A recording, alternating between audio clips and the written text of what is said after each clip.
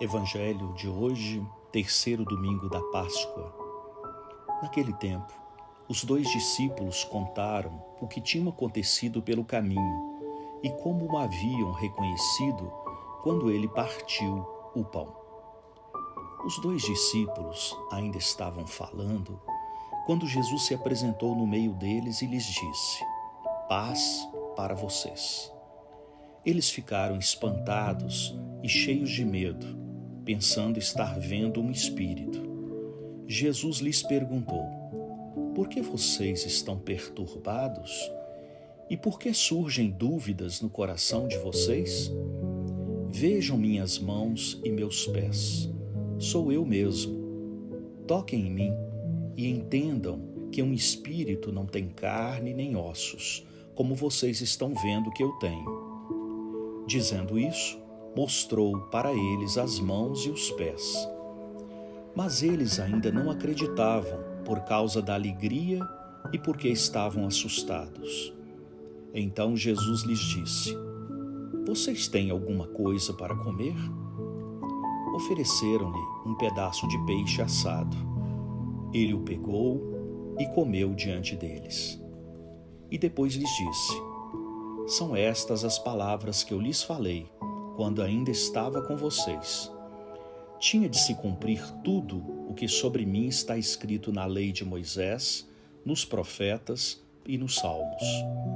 Então, abriu a inteligência deles para que compreendessem as Escrituras. E lhes disse: "Assim está escrito, que o Messias tinha de sofrer e ressuscitar dos mortos no terceiro dia, e que, em seu nome, fosse anunciado o arrependimento para o perdão dos pecados a todas as nações, começando por Jerusalém. Vocês são testemunhas disso." Palavra da salvação. Glória a vós, Senhor. Evangelho do domingo, Evangelista São Lucas, capítulo 24, versículos de 35 a 48. O texto do Evangelho apresenta um relato de encontro dos discípulos com o ressuscitado. Dessa vez, em vez do caminho para Emaús, uma refeição em comum na qual Jesus explica as Escrituras.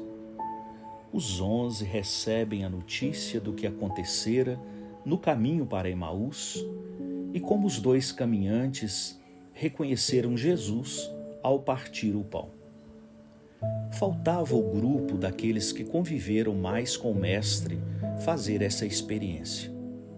Então Jesus se põe no meio deles, desejando a paz, semelhante à narrativa que lemos em São João, capítulo 20.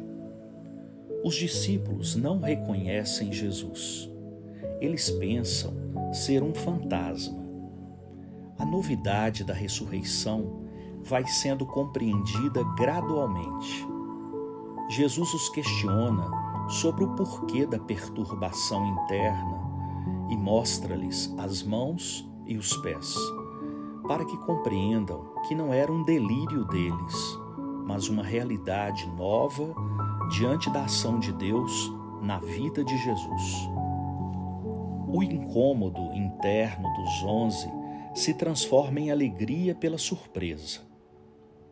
Para comprovar ainda mais, Jesus compartilha o alimento, bebe e come diante deles como um gesto eucarístico, sinalizado pelo uso dos verbos que recordam a celebração cristã.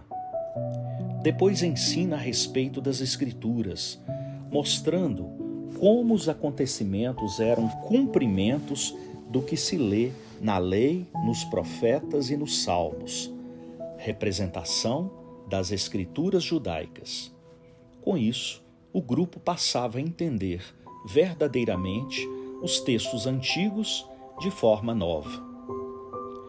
Uma vez assimilada a mensagem de Jesus, eles deveriam testemunhá-la a todas as pessoas.